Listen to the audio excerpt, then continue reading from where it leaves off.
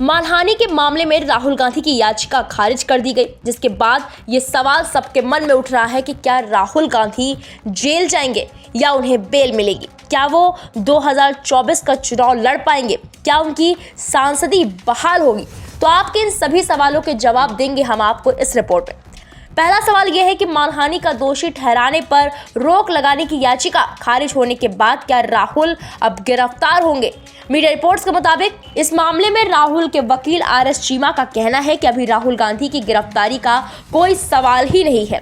23 मार्च को मानहानि केस में राहुल गांधी को 2 साल की सजा सुनाने के साथ ही 30 दिन की जमानत दी गई थी। इन्हीं 30 दिनों के अंदर राहुल को ऊपरी अदालत में अपील करना था।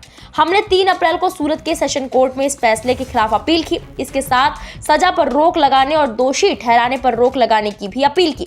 इसी दिन सेशन कोर्ट ने राहुल गांधी को अपील करने के लिए अंतरिम जमानत दे दी। ऐसे में जब तक ऊपरी अदालतों में ये मामला चलेगा तब तक उन्हें गिरफ्तार नहीं किया जा सकता। बता दें कि निचली अदालत के फैसले के खिलाफ सूरत सेशन कोर्ट में राहुल गांधी ने 3 याचिकाएं दायर की थी। पहली मुख्य याचिका CJM कोर्ट के फैसले को चुनौती दी गई है। इस पर 3 मई को सुनवाई होगी। दूसरी याचिका 2 साल की सजा पर रोक की मांग की गई। 3 अप्रैल को कोर्ट ने इस याचिका को स्वीकार करते हुए राहुल को अंतरिम जमानत दे दी। तीसरी याचिका दोषी ठहराए जाने पर रोक यानी कन्विक्शन पर स्टे की मांग की गई थी। 20 अप्रैल को सूरत की सेशन कोर्ट ने यह याचिका खारिज कर दी। अब सवाल उठता है कि दोषी ठहराए जाने पर रोक लगाने की याचिका खारिज होने से राहुल को क्या नुकसान होगा? तो बता दें, राहुल गांधी की सांसदी फिलहाल बहाल नहीं होगी। लोक प्रहरी बनाम चुनाव आयोग के केस में सुनाए गए फैसले के मुताबिक राहुल गांधी तब तक दोबारा से सांसद नहीं बन सकते जब तक उन्हें दोषी ठहराए जाने पर रोक नहीं लगती, यानी उनके लिए कन्विक्शन स्टे जरूरी है। अब राहुल के पास ऊपरी अदालत में अपील का ही विकल्प है। तीसरा सवाल, हाई कोर्ट में राहुल गांधी इस फैसले के खिलाफ कब अपील करेंगे? राहुल गांधी के वकील RS चीमा का कहना है कि हाईकोर्ट में अपील कब करेंगे ये राहुल को तय करना है। हालांकि कांग्रेस पार्टी के नेता जयराम रमेश ने कहा है कि 21 अप्रैल को हम हाईकोर्ट का रुख करेंगे। राहुल गांधी की तरफ से दोषी ठहराए जाने पर रोक यानी कन्विक्शन पर स्टे के लिए अपील की जा सकती है। चौथा सबसे अहम सवाल, दोषी ठहराए जाने पर स्टे नहीं मिला तो क्या राहुल 2024 का चुनाव नहीं लड़ पाएंगे? Representation of the people's act 1951 की धारा 8 के तहत अगर सांसद या विधायक को किसी अपराध में 2 साल या इससे ज्यादा की सजा सुनाई जाती है तो उसकी सदस्यता खत्म हो जाती है। वो 2 साल की सजा काटने के बाद 6 साल बाद तक चुनाव भी नहीं लड़ पाएगा।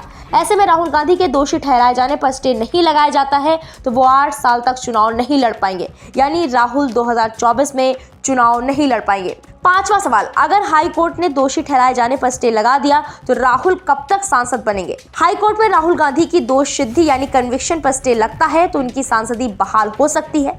सुप्रीम कोर्ट ने 2018 में लोक प्रहरी बनाम यूनियन ऑफ इंडिया के केस में कहा था कि जिस दिन दोषी ठहराए जाने पर स्टे लगाया जाएगा उसी दिन से सांसदी बहाल की जा सकती है। इसके लिए उन्हें लोकसभा सचिवालय में अपील करनी होगी। अब छठवां सवाल ये है कि अगर हाई कोर्ट और सुप्रीम कोर्ट से भी सजा बरकरार रहती है तो क्या राहुल गांधी कभी चुनाव नहीं लड़ पाएंगे? अगर सुप्रीम कोर्ट भी सजा बरकरार रखती है तो राहुल को 2 साल जेल में रहना पड़ सकता है।